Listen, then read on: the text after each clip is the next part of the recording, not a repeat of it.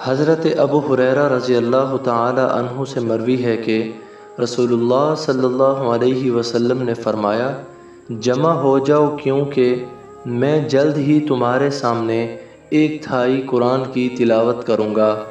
جمع ہونے والے جمع ہو گئے۔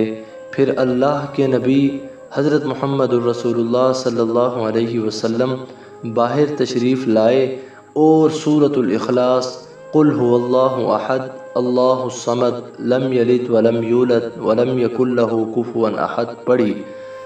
پھر اندر چلے گئے۔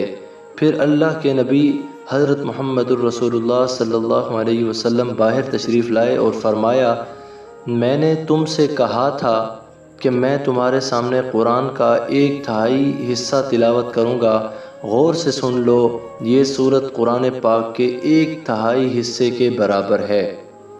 حضرت ابو ہریرہ رضی اللہ تعالی عنہ سے مروی ہے کہ رسول اللہ صلی اللہ علیہ وسلم نے ارشاد فرمایا، میں تمہیں 3 باتوں کا حکم دیتا ہوں اور 3 باتوں سے منع کرتا ہوں۔